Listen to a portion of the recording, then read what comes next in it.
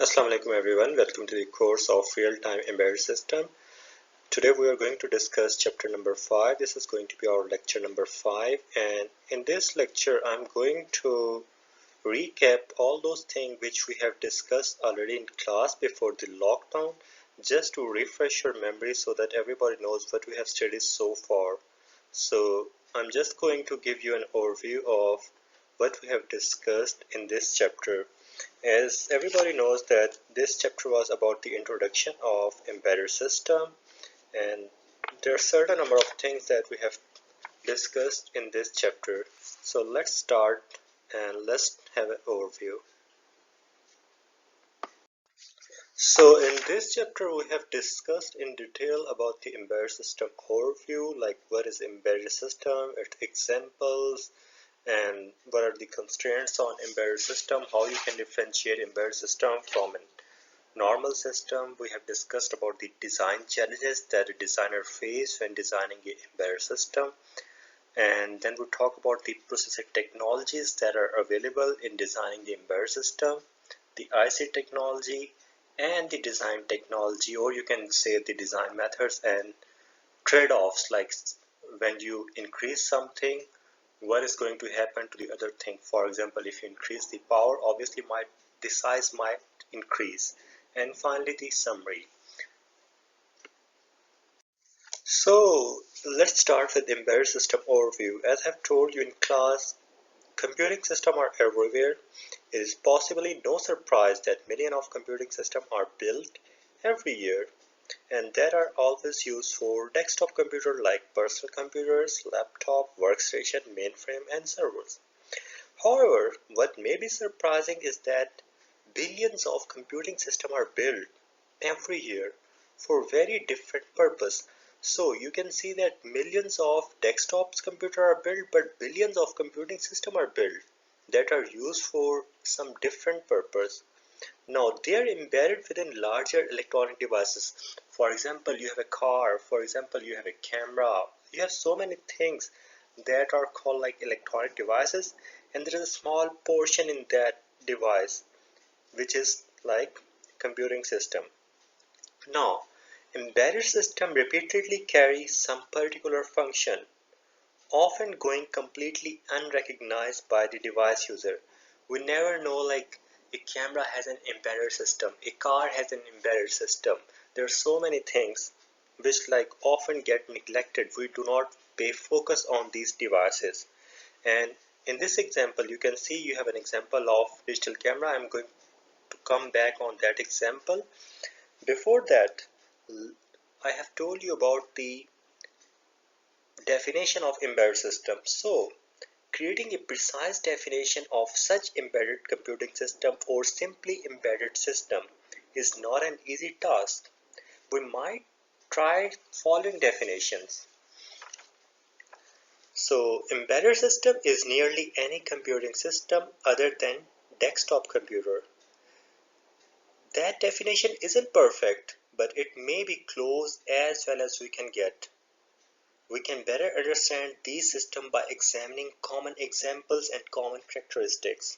For example, you have digital camera, so I'm going to discuss that digital camera after a while.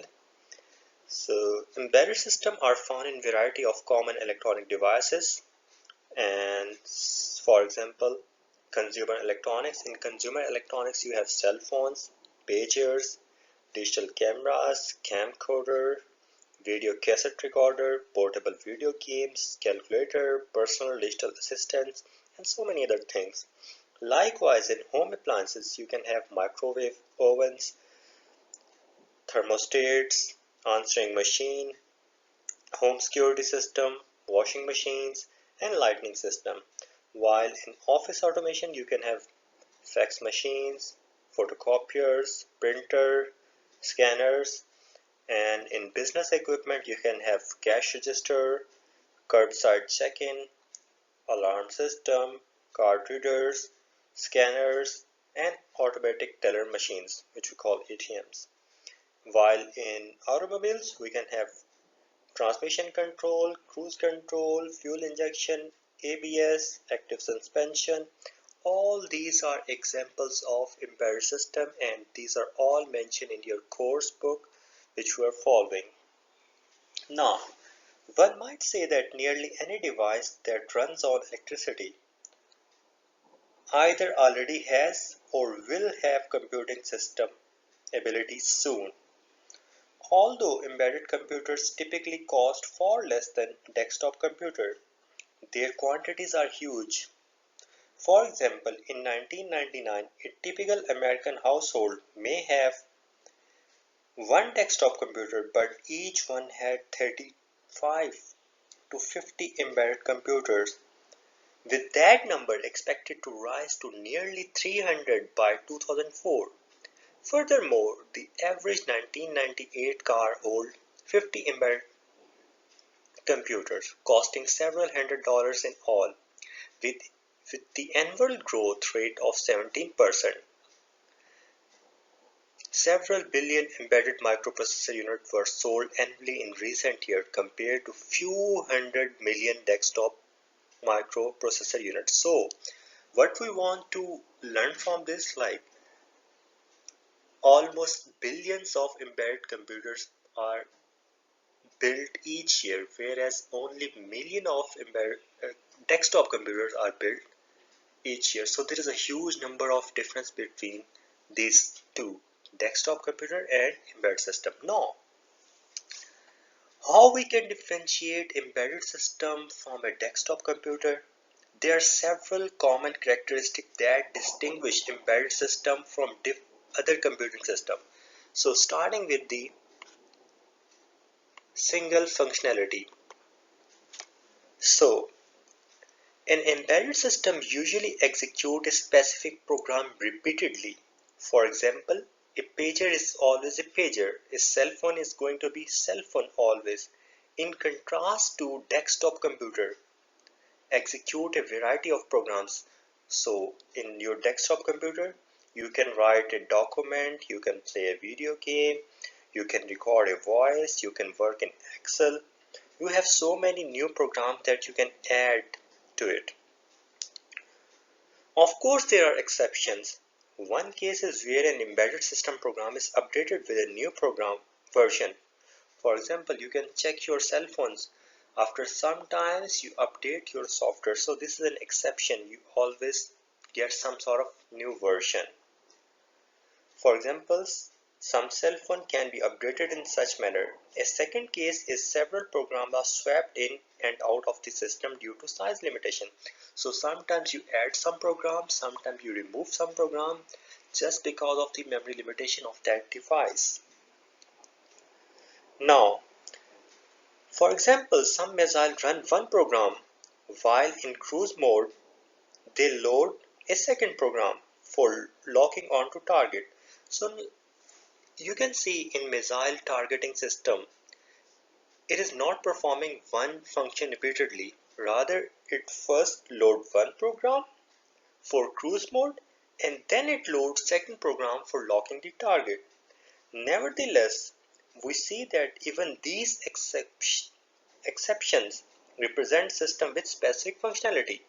So whether missile system, whether cell phone, all these provide specific functionalities. So all these fall in embedded system. So we have cleared the point single function.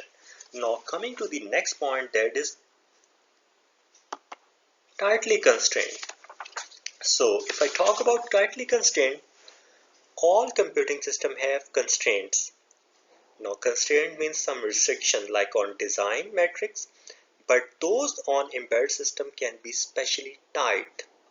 A design metric is a measure of implementation features such as cost, size, performance, and power. Embedded systems often must cost just a few dollars, must be sized to fit in a single chip, must perform fast enough to process data in real time, and must consume minimum power to extend battery life or prevent the necessity of cooling fan.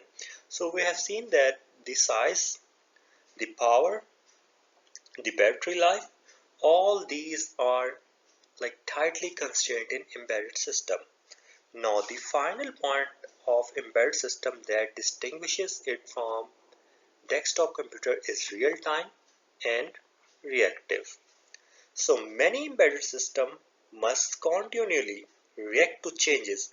So if something happens, embedded system must react to that change in the system environment and must compute certain results in real time without any delay. For example, a car cruise controller continually monitors and reacts to speed and brake sensors. It must compute acceleration and deceleration amount repeatedly with a limited time. A delay in computation could result in a failure to maintain control of the car.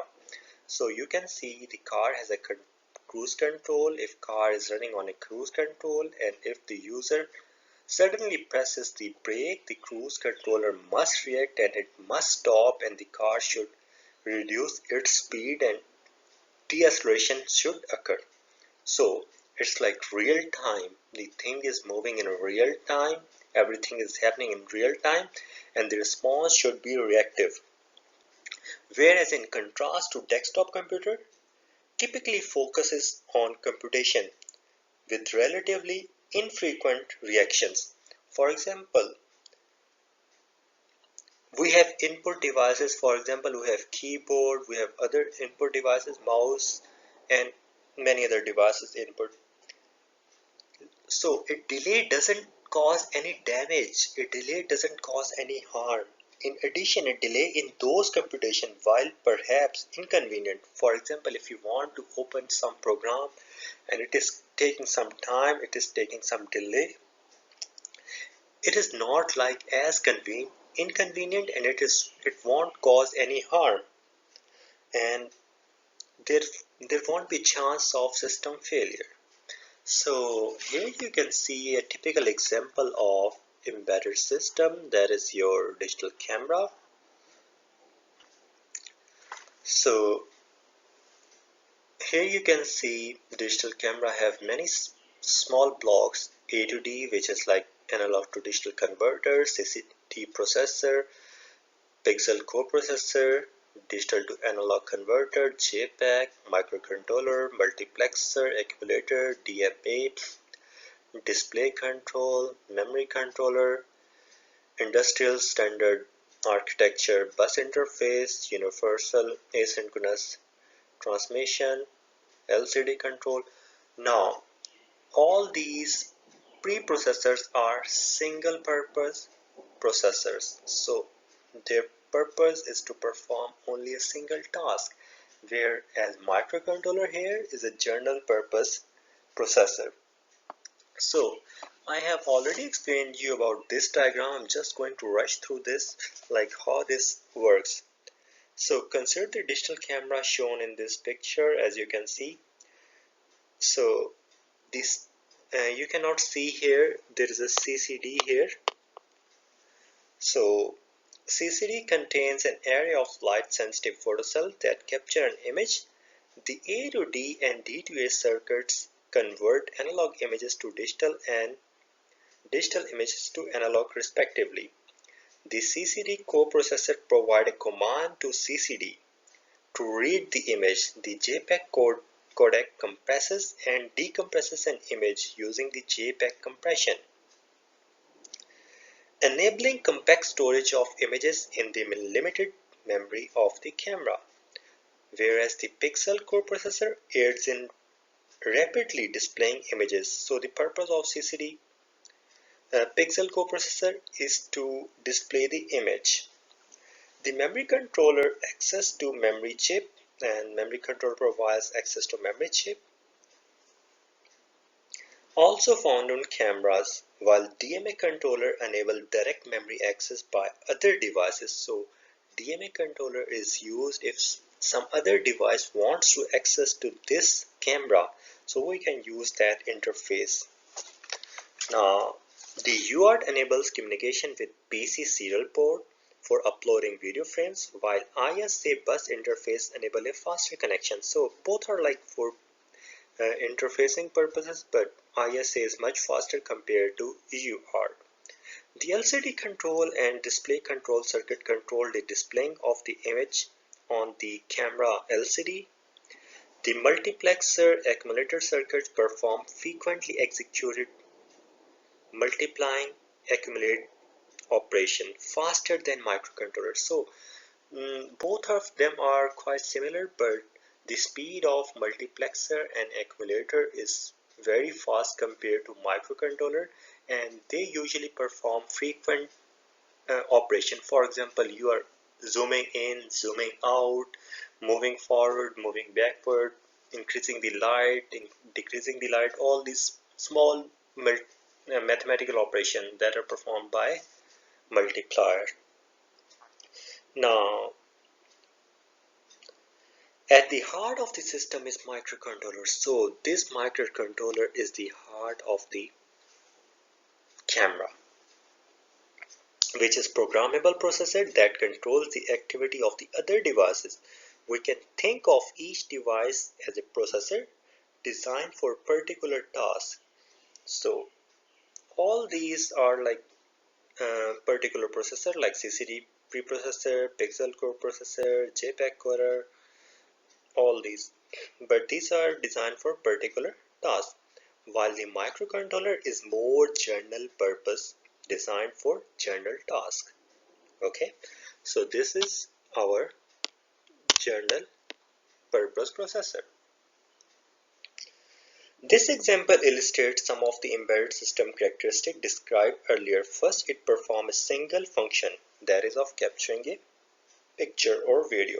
The system always acts as a digital camera, so it is always going to act as a digital camera. It cannot be like your Wi-Fi device or a cell phone, or it cannot act like an ABS system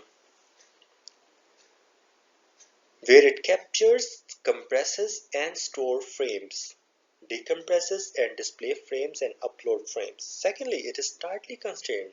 This system must be low cost, so it's a low cost device, since the customer must be able to afford such a camera. It must be small size, so it fits within a standard size camera. It must be fast so that it can process numerous images in milliseconds. It must consume little power so that battery life lasts long. However, this particular system does not possess a high degree of characteristic of being reactive and real time.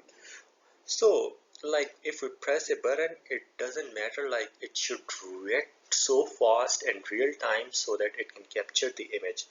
And for example, a delay in capturing an image won't cause any damage or harm. So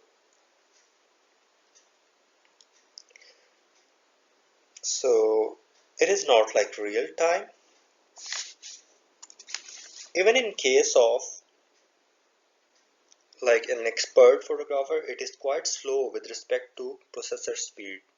So like pressing the button and then the whole process goes on.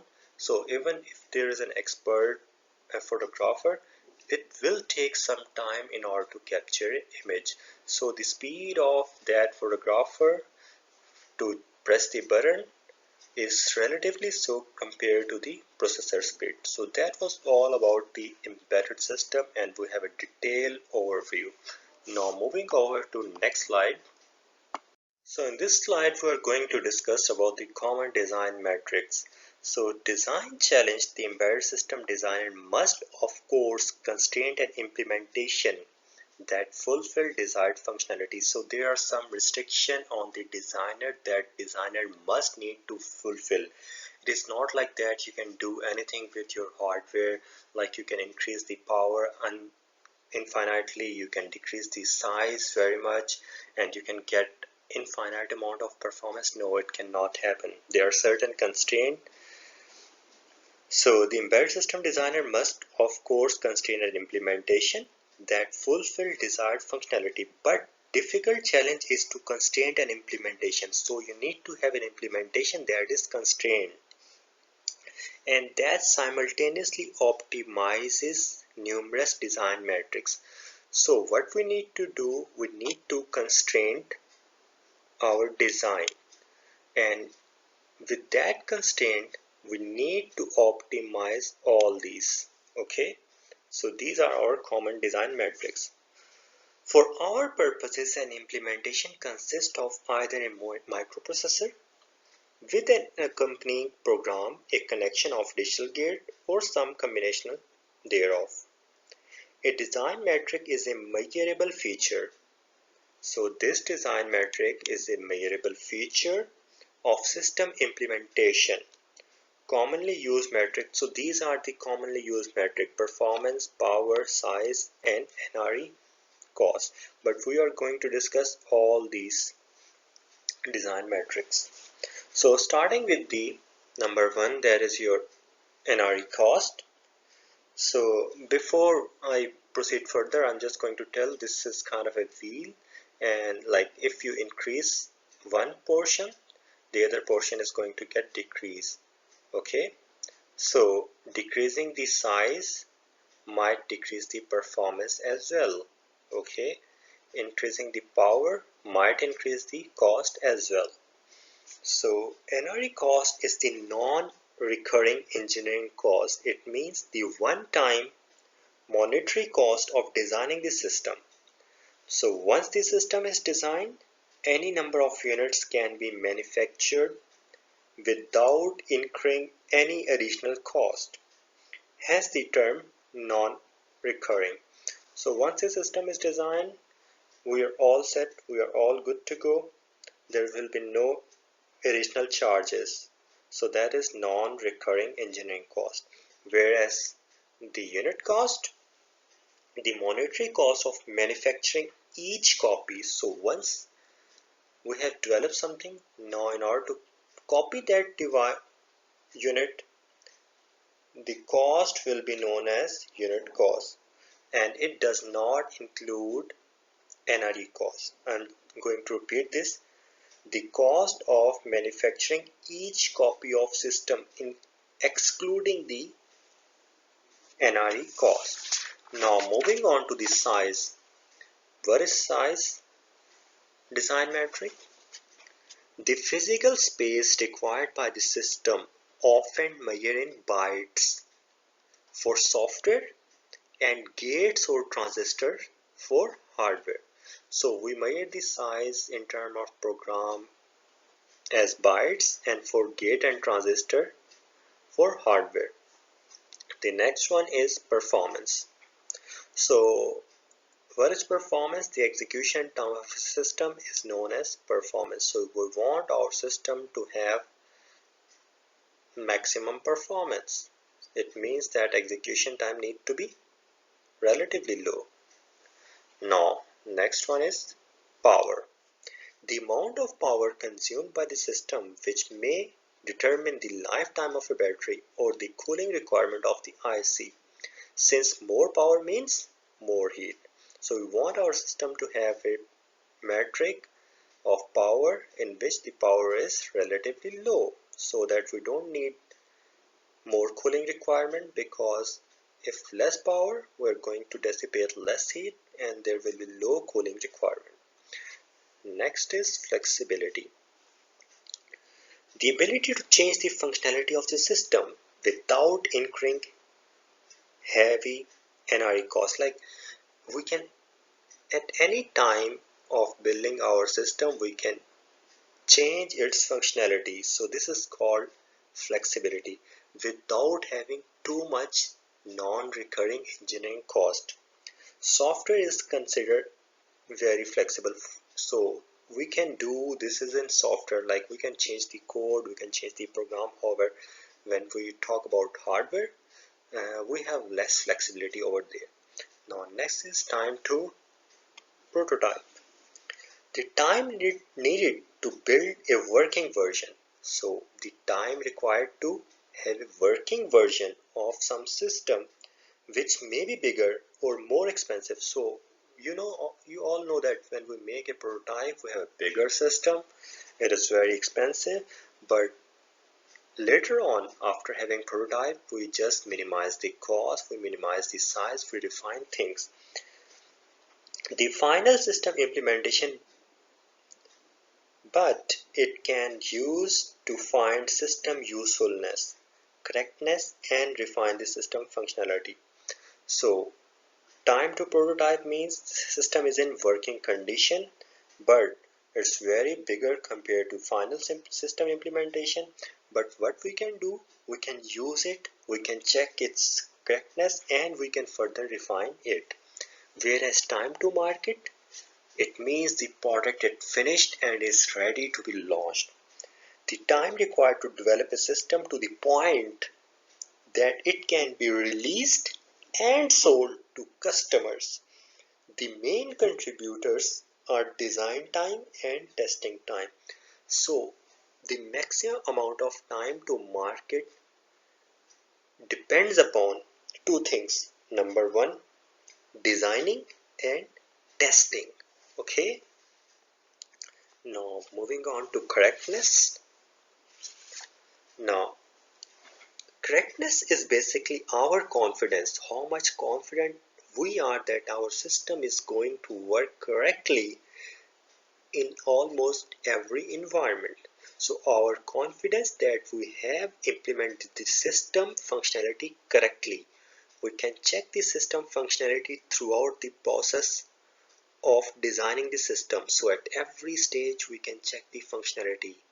Like after writing a program, we can check its functionality. After like integrating the hardware, we can check its functionality throughout the process of designing the system. And we can insert testing circuitry. So we can always have testing circuitry. For example, you might have seen that whenever a computer starts, it does check some things. It does check some subroutines like whether this is working fine, our RAM is working fine, our hard drive is working fine. So we can always insert some test circuitry to check that manufacturing was correct. And finally, the safety. So the probability that system will not cause any harm is known as safety. So we want to make sure that there is a high number of probability that our system will work under every circumstances. So if you look at this wheel, matrices typically compete with one another. Improving one often leads to worsening another. For example, if we reduce the implementation size, performance may suffer. So, reducing size, performance will go down. Okay? Some observers have compared this phenomena to a wheel. So, this is a wheel, this hole is a wheel. Okay? With numerous pins, these are all pins: size, power, performance, and cost. In such as size. So for example, if we decrease the size, then the other pins will pop out. To best meet this optimization challenge, the designer must be comfortable with a variety of hardware and software implementation technologies and must be able to mitigate or migrate from one to another in order to find the best implementation for. So if we want to meet this design challenge or if we want to optimize the design metrics, the designer must be comfortable with many software and many hardware.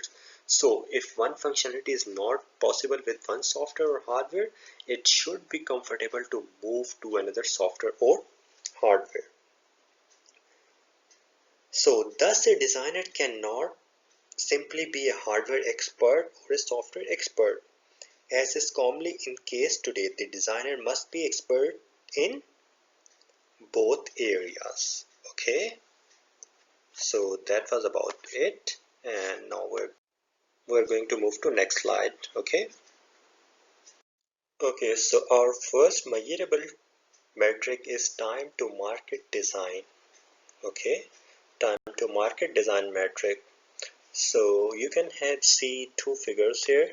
Number one is of time to market. This is the graph of time to market window as shown in figure A, and B is the simplified revenue model for computing revenue loss. So you need to understand this revenue model in order to compute the time to market design metric. So I'm just going to give few description about it before we move to these two formulas which are important here. Most of these metrics are heavily constrained in an embedded system. The time to market constraint has become especially demanding in recent years. Introducing an embedded system to the marketplace early can make a big difference. So in this diagram, you can see if we introduce the system like in the beginning, we can have a big revenue, and then the revenue flattens up here and then it goes down. So introducing an embedded system to the marketplace early can make a big difference in the system profitability, since market window for product are becoming quite short. So you can see this window is quite short. Okay, and such a window is often measured in months. Okay, so the above figure shows a simple market window during which time to product would have high sales.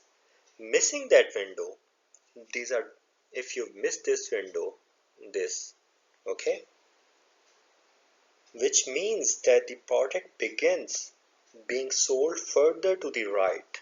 This is further right, okay, on the time scale can mean significant loss in sales. In some cases, each day that a product is delayed. So if a product is delayed a single day from the introduction to the market, it can translate to $1 million loss. So a single day can result into a $1 million loss. The average time to market constraint has been reported as having shrunk to only 8 months. So if you think about a product and you want to launch it, you have only 8 months. Okay, so in 8 months you need to launch it in order to get maximum revenue. Adding to the difficulty of meeting the time to market, now obviously we have certain limitation, we have certain difficulties. Why we have certain limitation and certain difficulties? Because of changing hardware, because of changing IC technology, because of difficulty in integrating the ICs, understanding the software and hardware portion. Such a rapid growth in IC technology translates into a pressure on designers. So ICs are changing rapidly, their performance is increasing rapidly, so there is a pressure on the designer to understand that technology and then to find a way to integrate and add more functionality to those ICs. Thus designers today are being asked to do more in less time. Now, to investigate the revenue loss or lost revenue that can occur due to delayed entry of a product in the market, we will use a simplified model. So everybody needs to understand this simplified model. So if you look into this figure, the upper triangle defines the on-time entry of a product, and you can see we have a market rise, then we have a peak revenue, then we have a market fall.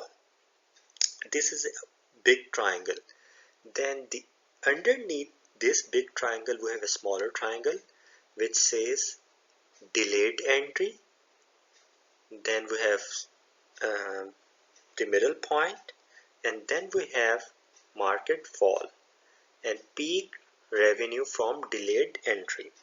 So what you want to do, if you want to find out the revenue loss, you need to find out the percentage revenue loss using this formula, this one, on time minus delay time divided by on time.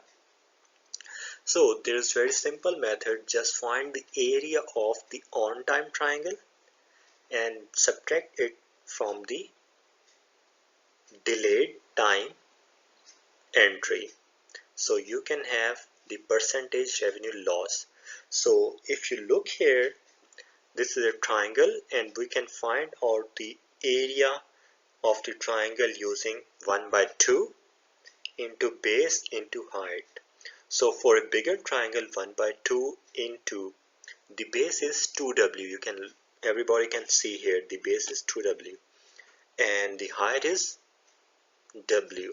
Okay, so 2w into w divided by 2. So we have the total area of w square. Okay, so that is our on time area. Now if we talk about the delayed triangle, so the formula for delayed triangle is same. However, you can see the size is reduced. So the base is now 2w minus d. You can see this difference. So 2w minus d. Okay. So and height is this height was first w. Now we have height w minus d. So we have both the values of on time and delayed time. So putting in the formula, we have this final equation. So depending upon the graph, you need to find out the area.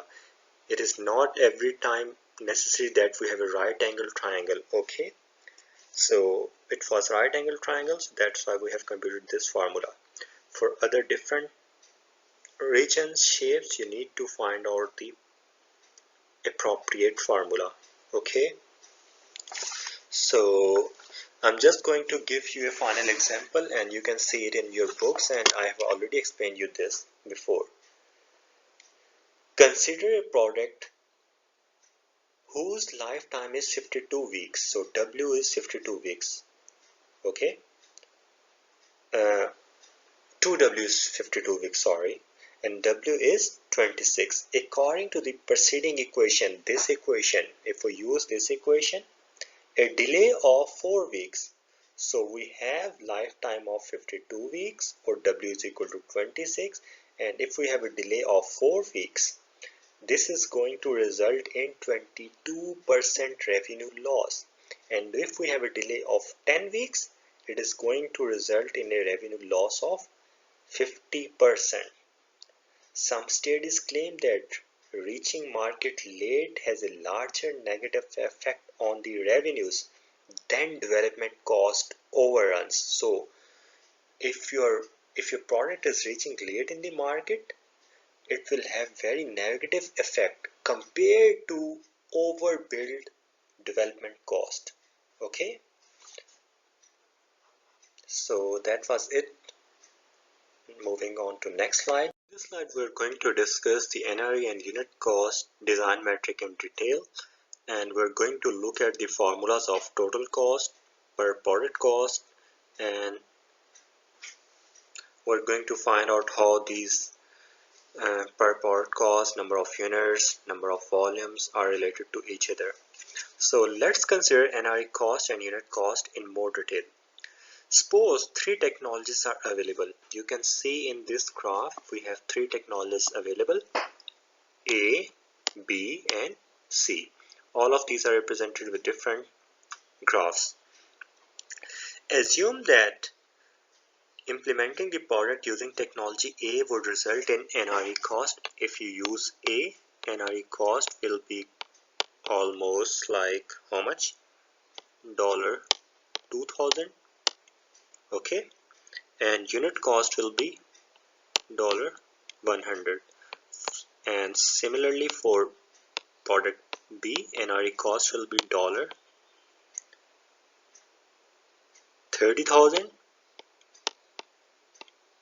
Okay, and per product cost is going to be $30. And for C, NRE cost $100,000.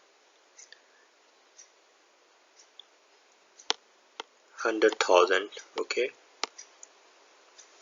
so this is 100,000 and per product cost will be $2. So you can see here, like using technology A, the NRE cost is very less, but the per product cost is quite huge, $100. and for B the NRE cost is $30,000 and the per power cost is $30, and for C the NRE cost is $100,000, whereas the per power cost is $2 only.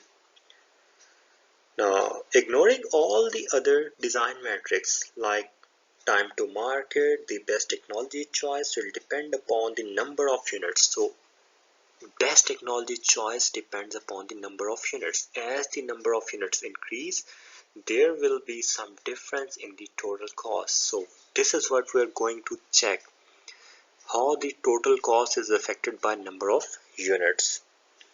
Okay, so now for each of the three technologies we plot total cost versus the number of units, where total cost is equal to NRE cost plus unit cost into number of units. So total cost is going to get increased as the number of units gets increased. Okay, that is quite understandable from here. Now, the important thing that we need to note is that we see from the plot that three technologies A yields the lowest total cost for low volume. So, if there are low volumes, this region, this is the A and it yields lowest total cost. Namely for low volumes between 100 to 400, A will be the cheapest. Technology B yields lowest cost volume between 400 and 2500. So here this is our technology B and this will yield low cost volumes in this region. Okay, yeah, I'm fine.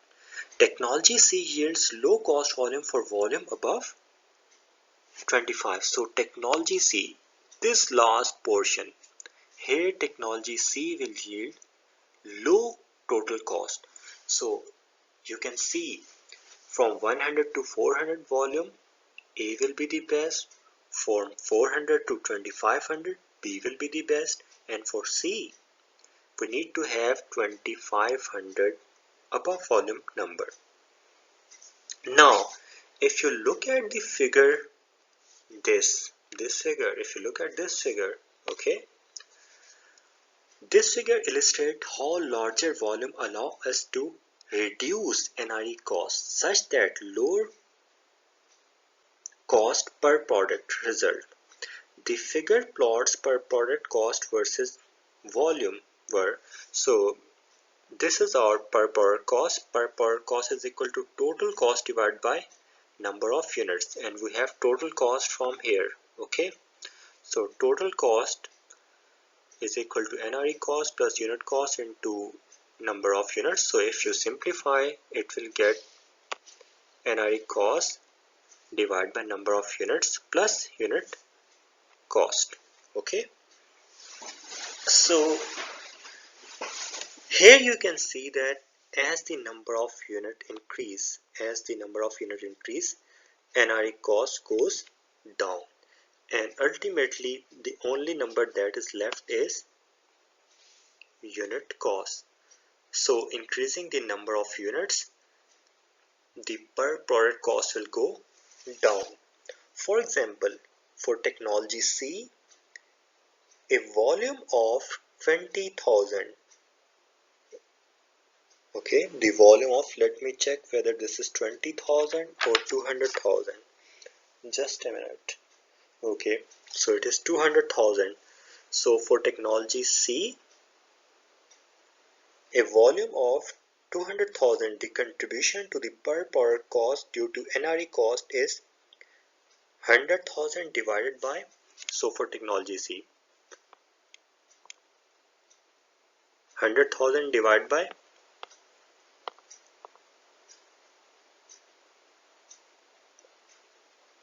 okay,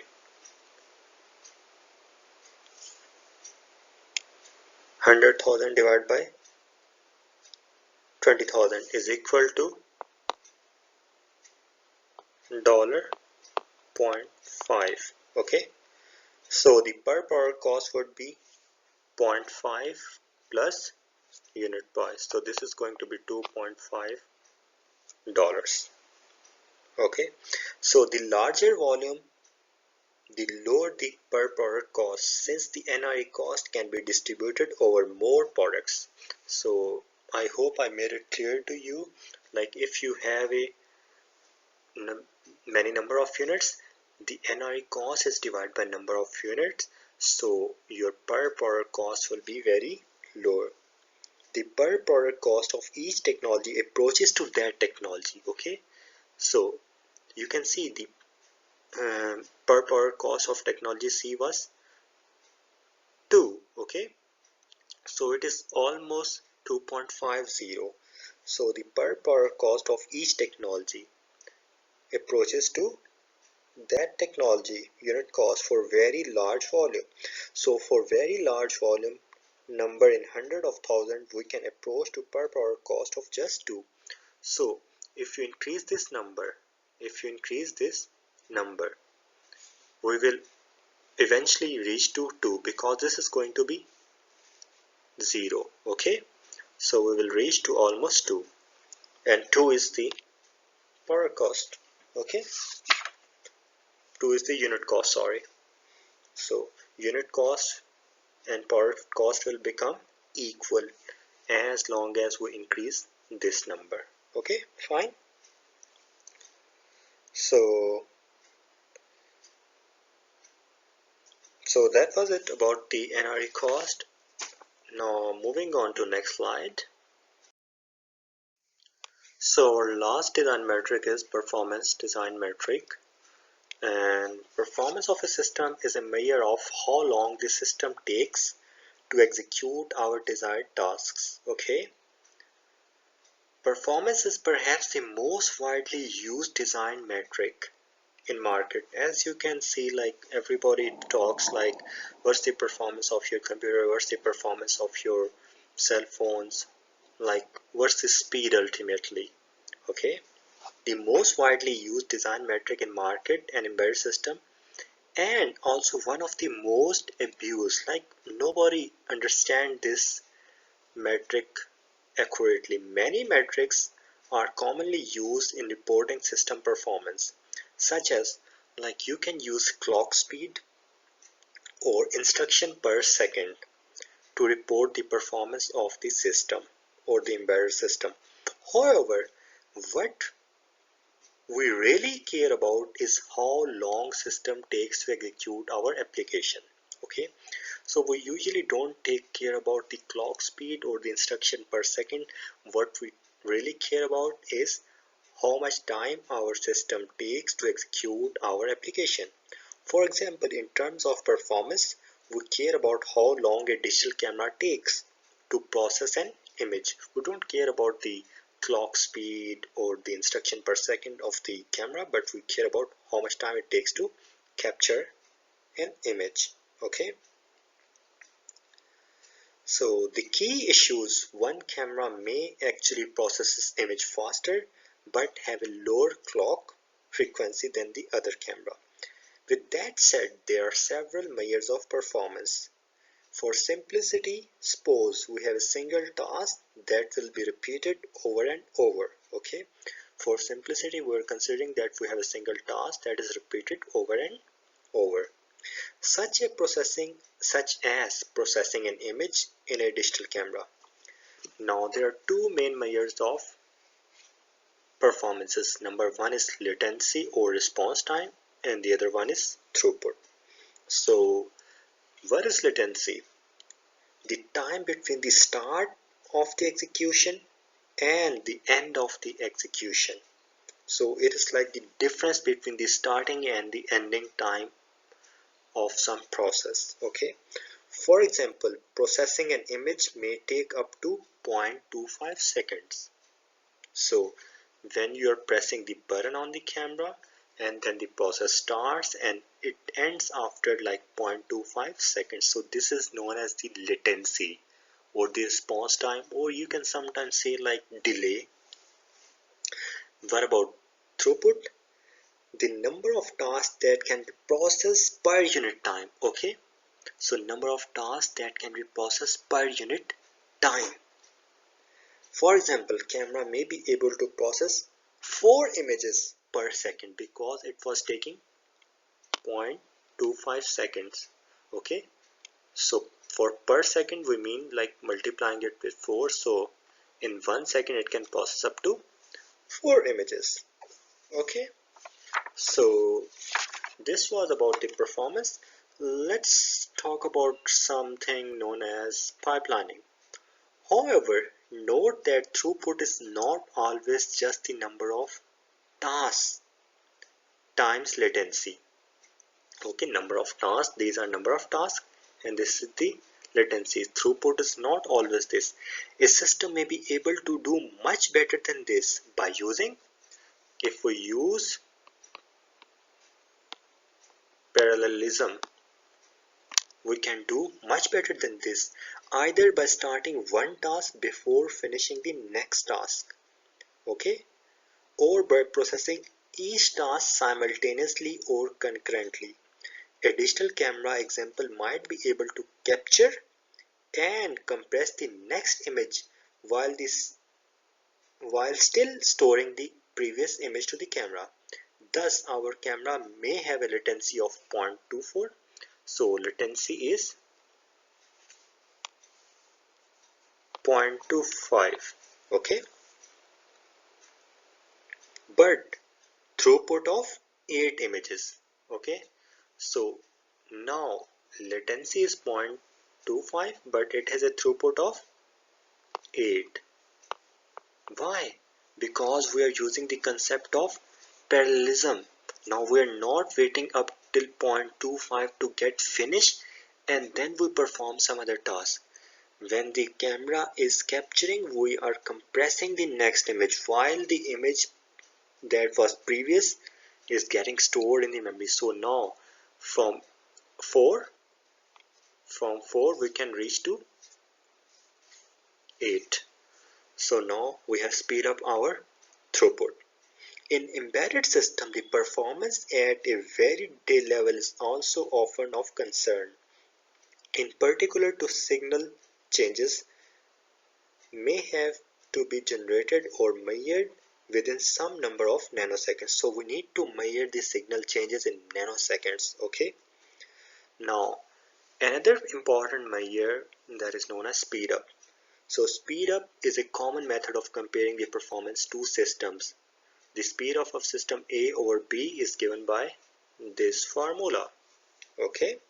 Performance could be measured either in latency or throughput depending on what is of your interest. Suppose the speed of camera A over camera B is 2.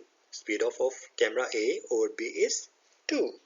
Then we can also say that A is 2 times faster than B, or B is 2 times slower than A.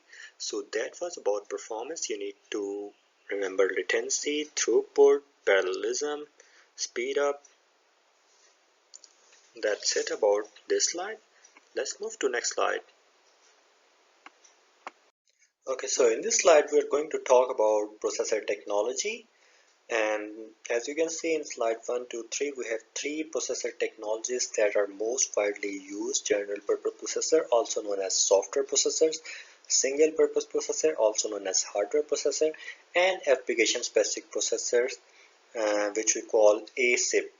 Okay, application specific instruction set processors, and in which we have like two things: DSP processors and microcontrollers.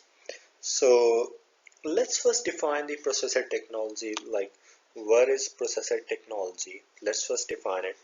We can define technology as a manner of accomplishing a task, especially using technical processes, methods, or knowledge. So uh, what is it? Technology as a manner of accomplishing a task, especially using technical processes, methods, or knowledge. Three types of technologies are essential to embedded system design.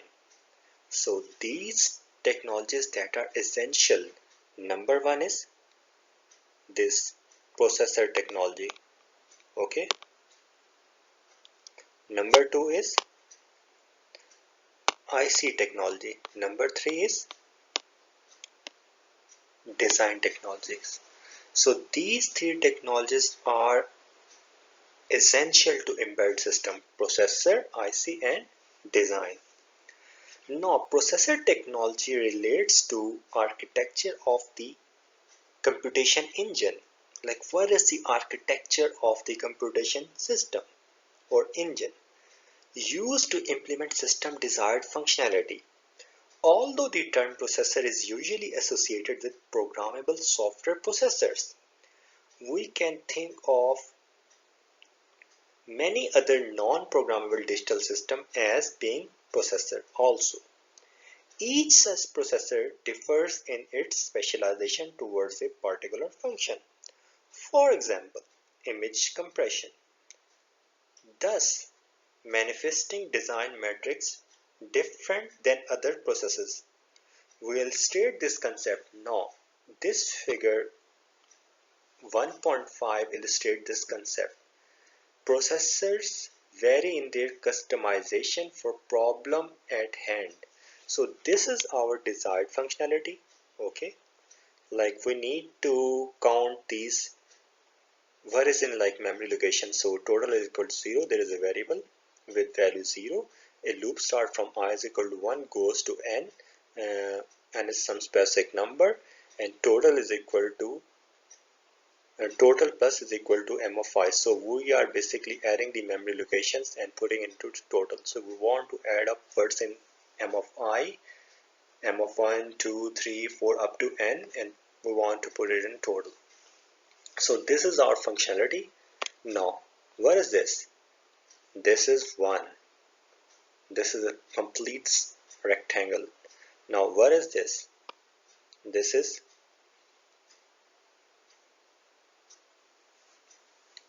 what?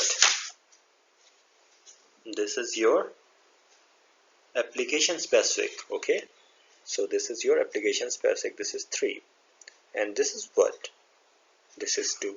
So single purpose, very reduced size, almost similar to this one. This is application specific, and this is journal. Okay, so let's talk about the general purpose processor. I don't have much slides here because I just want to give you an overview of this general purpose processor, and we have already talked about this in detail. So I'm just going to explain few points here. So the designer of general purpose processor or microprocessor builds a programmable device that is suitable for a variety of applications to maximize the number of devices sold. One feature of such processor is program memory. So it have program memory. The designer of such processor does not know what program will run on the processor. So the program cannot be built on the digital circuit. Okay. Another feature of such processor is a general data path. So there are two important things. Number one, it has a program memory, and number two, it has a general data path. The data path must be general enough to handle variety of computations. So such data path typically has a large register file and one or more general purpose ALU arithmetic logic units. An embedded system designer, however, need not to be concerned about the design of the general purpose processor. So the embedded system designer who is using the general purpose processor doesn't need to know about the architecture of the general purpose processor. An embedded system designer simply uses the general purpose processor by programming the processor memory to carry out the required functionality.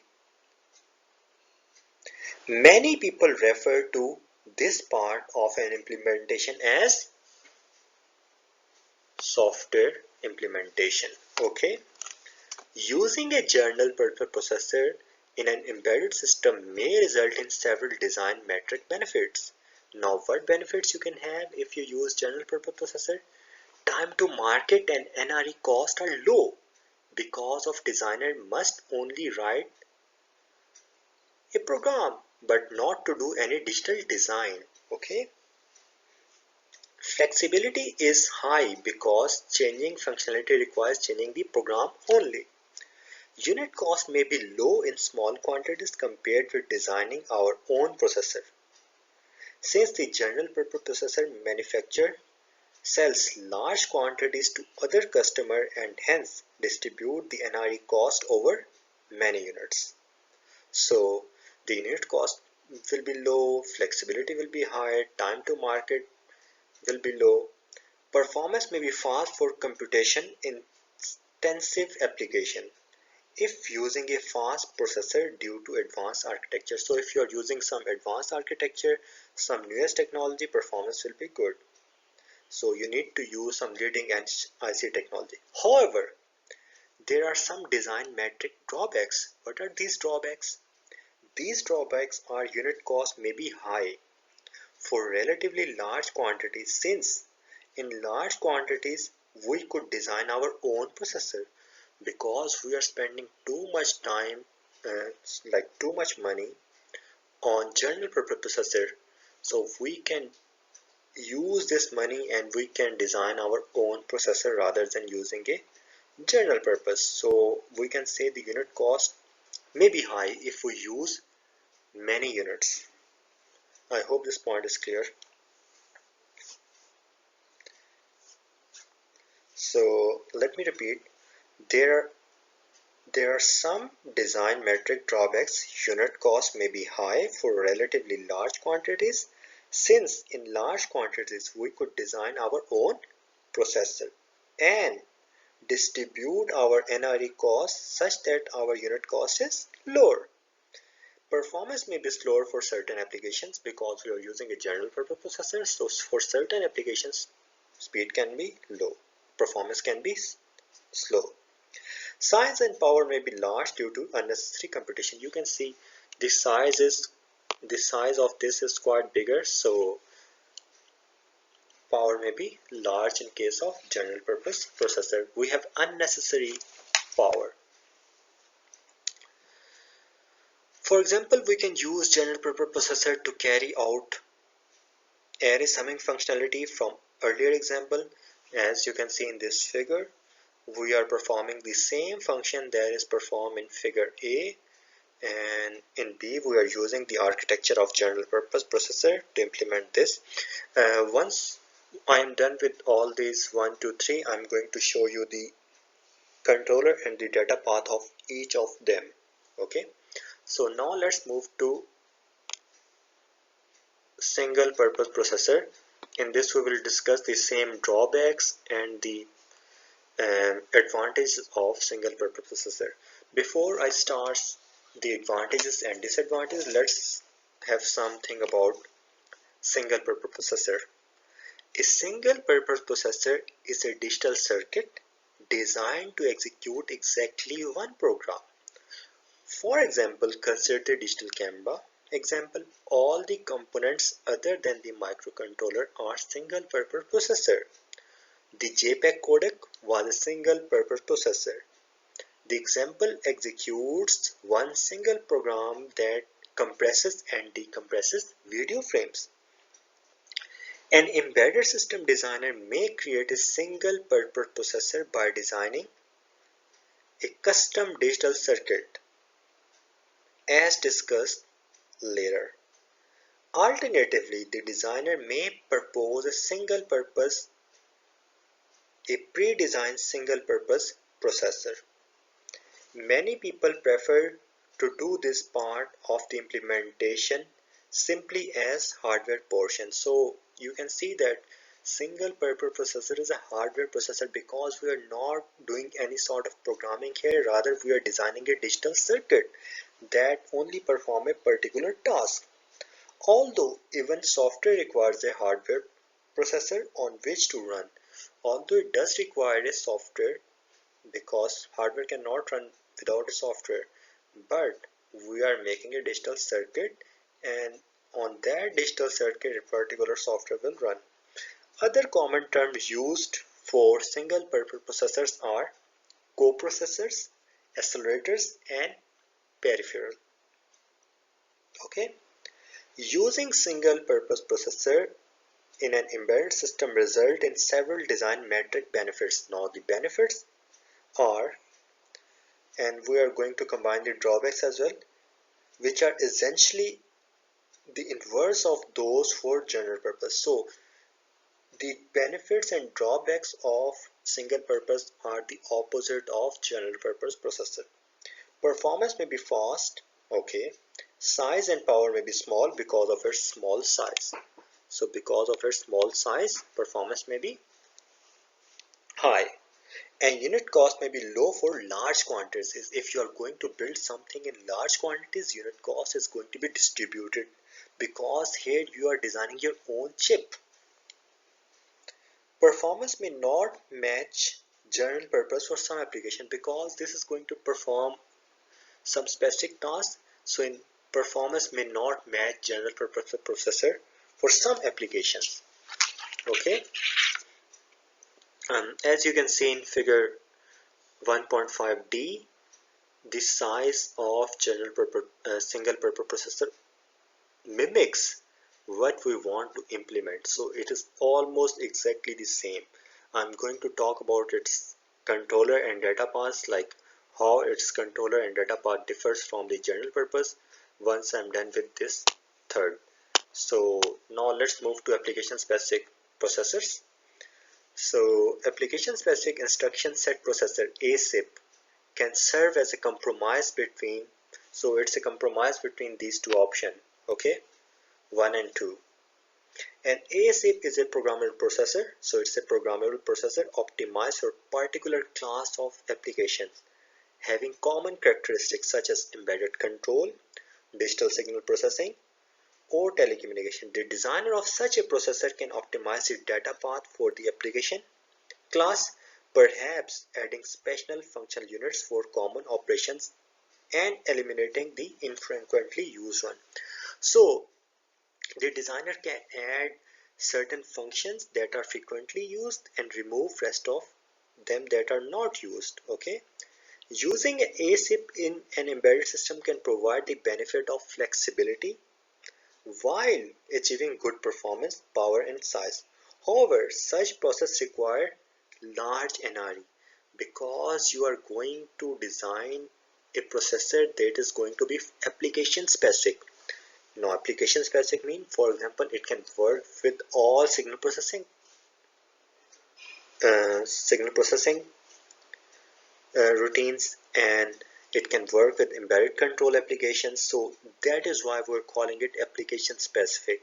Telecommunications, signal processing and embedded system control. So NRE cost to build the processor itself and build a compiler, it is going to be all very high. Much research recently focusing on automatically generating application-specific processor and their associated compiler. So the thing is that when you design a application-specific processor, you need to design its compiler as well. So recently many research is going on how to build these compilers automatically. So now let's talk about microcontrollers and digital signal processors. So microcontrollers and digital signal processors are two well-known types of ASIPs that have been used for several years. A microcontroller is a microprocessor that has been optimized for embedded control applications. Such application typically, now what we can do with embedded microcontroller applications, we can typically monitor and set numerous single bit control signals, but do not perform large amount of data computations. We do not perform large amount of data computation in microprocessors. The microcontroller tends to have simpler data path that work at single bit operation. Okay. Furthermore, they tend to incorporate on the microprocessor chip several peripheral components. So if you have a microcontroller, you can see that it has many components integrated with it in control application like serial communication, You can have counters, you can have pulse width modulators, analog to digital converters, digital to analog converters, and so on. Such incorporation of peripherals enables single chip implementation and hence smaller and lower cost. So you can see that on a single chip we can have all these um, peripherals. So it enables a single chip implementation which is smaller in size and lower in cost. Now coming over to digital signal processors are another common type of ASIP. A digital signal processor is a microprocessor designed to perform common operations on digital signals. These operations carry out common signal processing tasks like what you can do. You can do filtering, transformation, or a combination of signals. Either you can combine signal, you can separate signal, you can filter signals. Such operations are math intensive. You can see in your DSP like you have filter coefficients and these are math intensive tasks, including operations like multiplying and add or shift and add. To support such function, DSP have special purpose data path. This is important. Like DSP have a special purpose data path, whereas microcontroller data path is very simpler because not much computation are required over there in microcontrollers. Okay, so we can have components in DSP processor which can multiply and accumulate in a single cycle, like multiply and add in a single cycle in a single instruction. Because DSP program often manipulate large array of data, DSP may also provide or include special hardware to fetch sequential data memory locations in parallel. So DSP requires special hardware to fetch instruction in parallel with other operation to further speed up the execution. Now, although microcontrollers and DSP present widely used types of ASIPs, the term ASIPs has really been used only in the past few years as a result of recent attention gained by ASIPs. So that was all about general purpose. I discussed about the advantages, disadvantages, and then I talked about signal purpose processor, its advantage, disadvantage, and then finally I talked about microcontroller and DSP processors. So now I'm going to talk about the data path and the controller of each of them. Let's move to next. So if you look here, the number 1A shows the general purpose controller and the data path, and B shows the application specific, and C shows the single purpose. So starting with the C, we have seen that the functionality that we want to add memory locations and we want to count up. So this is the controller, the control logic and state register. State register are used to fetch the next memory location. Okay, so this is the simplest control, and in data path we just have index, that is your I, the total variable, and then we have a plus, and then we are accessing a memory location. What we are doing, we are picking up the memory location with the help of index, and then we are adding in total. So that's the simplest. This is performing only single task. This is not performing any other task. So this is single purpose processor. While if I move to this A figure, the controller, we have a control logic, instruction register, and program counter. So what control logic is doing? Control logic is doing from program counter, we are going to this program and then we are fetching the instruction through IR register. Okay, then program counter increments and fetches another instruction, and then in data path, this is a general data path. You can see register file. We have many registers here. We have general ALU, it can perform many operation, and then we have data memory. So in register files we can have total variable, we can have index variable. In general ALU we can have adder, subtractor, multiplier, all these. So this is general purpose processor. This is your C1 is your single purpose, and the compromise between these A and B is A and C is B. So the controller portion is relatively similar to general purpose. You can see controller, you have control logic. We are fetching the instruction with the help of program counter. Uh, then it goes IR and the PC increments and it fetches next instruction.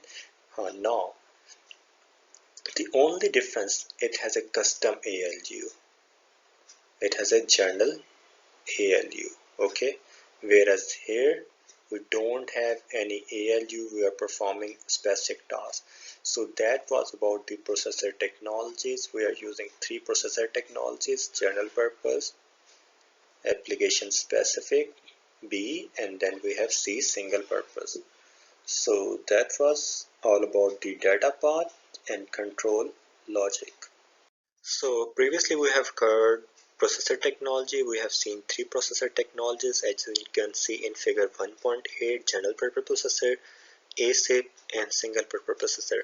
In this slide we are going to talk about IC technologies. So there are three types of IC technologies that are available to implement general purpose processors, ASICs, and single purpose. Okay, so you can use any technology to implement any of the processor. You can see we can use PLDs, we can use semiconductor, semi-custom, and you can use full customer to design general purpose. Likewise, we can use PLDs, we can use semi-custom, we can use full custom for ASIC. And for single purpose, we can use PLDs, semi-custom, and full custom. But these are direct links. Like if you want to implement single purpose, you need to have full custom. If you want to go for ASIC, you need to have semi-custom IC. And then for general purpose, you need to have programmable logic devices. Okay, so you can see in the figure, like general purpose provide flexibility. NRE cost is low, time to prototype is low, time to market is low, cost is low. Whereas if you go toward customize, like customize means full customization, single purpose, you will get power efficiency, you will get performance. So your size will be uh, small, but what happens, the cost will be high. So in below figure you can see like IC consists of several layers. This is the IC that is look like IC pack. So it has pins, it has IC here over. Now here you can see an IC has these essential components: source, drain, gate, channel, and this is silicon substrate. So this is a CMOS that is shown here, and an IC can have million of these source, gate, drains, okay, connected by layer of metal. So let's talk about IC technology. I have told you like we have PLD, semi-custom, full custom. So I'm going to talk about full custom, semi-custom, and PLDs. But before, I'm going to discuss what is IC technology. Every processor must eventually be implemented on integrated circuit. So this is IC. IC technology involves the manner in which we map a digital gate level implementation on an IC. An IC, often called a chip, is a semiconductor device. So this is your semiconductor device, okay, consisting of set of connected transistors. So many transistors are connected, and other devices. Number of different processes exist. There are number of processes exist to build semiconductor, the most popular of which is CMOS. So CMOS is the most commonly used one. Okay, IC technology differ by how customized the IC is. For particular design, IC technology is independent from processor technology. So you can, as I pointed out, you can use any technology to build any processor. IC technology differ by how customized the IC is. For a particular design, IC technology is independent from processor technology. Any type of processor can be mapped to any type of IC technology as shown in this figure. Okay, the bottom layers form the transistors, the middle layer form logic components, and the top layer connect these components. So if you look here in this figure, okay, the bottom layer, in bottom you have transistors, in middle you have logic, and in upper layer you have wires. So we have transistors, we have logic, and then we have wires. Okay, so top,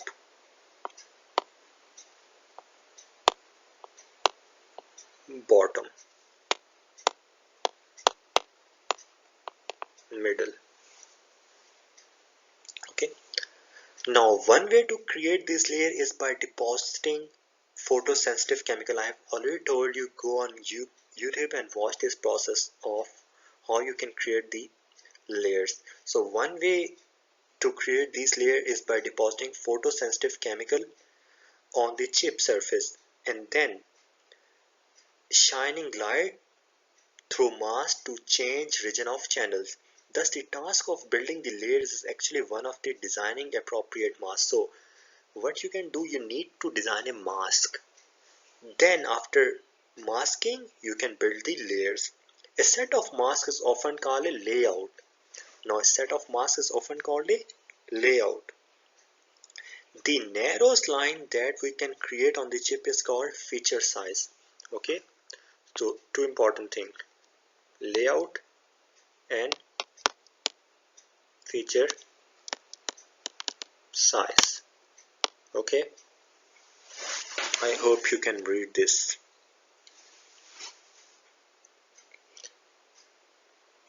Okay. So a set of masks is often called a layout.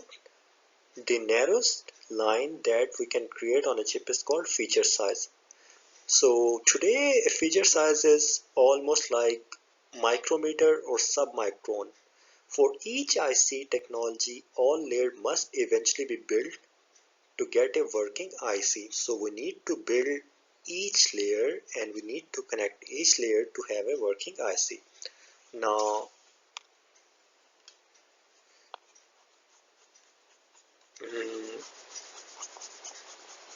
starting with this,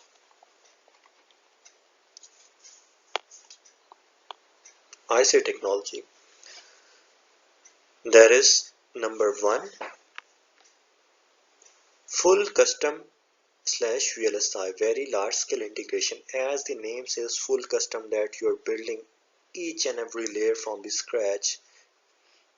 In a full custom IC technology, we optimize all the layers for a particular embedded system digital implementation. Such optimization include placing the transistor to minimize the interconnection length. So you place the transistor yourself to minimize the interconnection length. Sizing the transistor to optimize signal transmission and routing wires among transistors. Once we complete all the masks, we send the mask specification to the fabrication plant that builds the actual ICs. Full custom IC design often referred to as very large scale integration. So whenever we have a full custom IC, it is also known as very large scale integration. VLSI design has a very high NRE cost and long turnaround time, typically many months before the IC becomes available. However, it can yield excellent performance with small size and power. It is usually used in high volumes or extremely performance critical applications. So if you need to have extremely critical application, you need high performance, you need small size, less power, you can use VLSI. However, the turnaround time for full custom and VLSI is very high. Now coming to number 2, that is our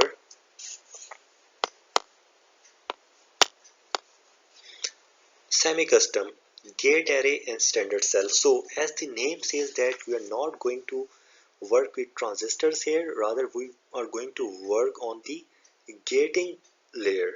We will add gates, we will connect gates, so it's a semi-custom ASIC. In an application specific instruction, in an application specific IC technology, the load layers are fully or partially built. So load layers are your transistor layer that are fully or partially built, leaving us to finish the upper layers. In a gate array application specific IC technology, the mask for the transistor and gate levels are already built. That is, IC already consists of array of gates to achieve our particular implementation. In a standard cell application specific IC technology, logic level cells such as AND gate or AND or inverter combination, the mask portion are pre-designed, usually by hand. Thus the remaining task is to arrange these portions into complete mask for the gate level and then to connect the cells. So all you need is to place them appropriately and connect these cells. Now application specific IC technology are by far the most popular IC technology as they provide for good performance, size with much less NRE cost. Why the NRE cost is less? Because we are not making everything from the scratch, rather few things are partially or fully built, like layers. The bottom layers is partially or fully built. You just need to use these gate level cells to connect and arrange the gates. However, the application specific IC technology still require weeks or even months to manufacture, so it also requires weeks.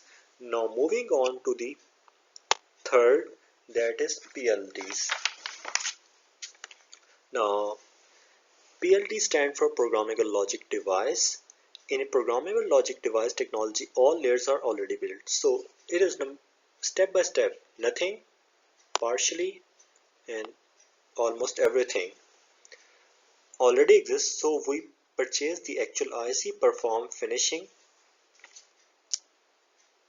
So we just purchase the IC before finishing design. The layers implement a programmable logic circuit where programming has a lower level meaning than a software program. So you just program, but programming here is at the lower level rather than a software program. The programming that take place may consist of creating or destroying the connection. So you program the PLD in order to make or break the connection between the gates, either by blowing or fusing the bits. Okay, so what you can do, you can connect the gates or you can blow or fuse the gates. So in a programmable switch, small devices called programmable, excuse me,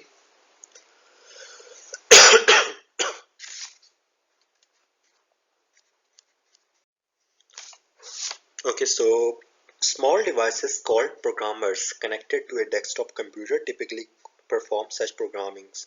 So you might have seen burners that we connect to a system on which we burn the code. So these are these devices. Okay, so you are putting in your microcontroller on that programmer and then you're connecting that with your computer and then you're burning a code. So small devices called programmer connected to a desktop computer typically perform such programming, and we set some bits on, we set some bit off, We send 0 to some bits, it means like we're destroying the connection. We send 1 to some bits, it means we're making the connection.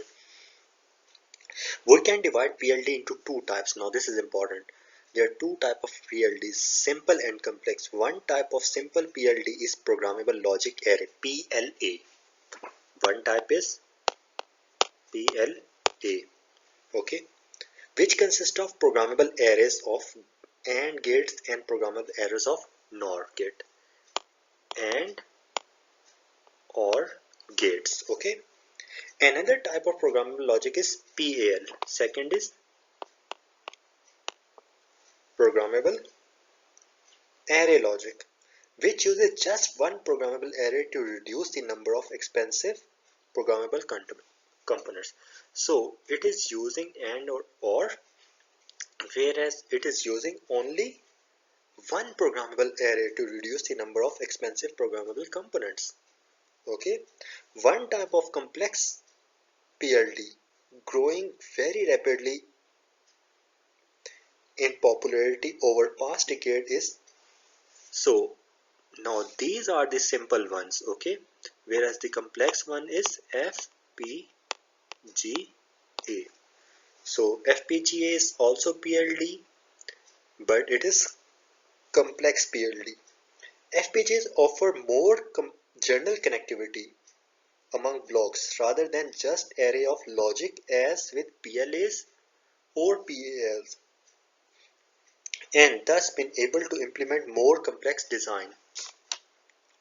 PLDs offer very low NRE cost. It is very low in NRE cost because everything is already built and you just need to have programming in order to get the things done.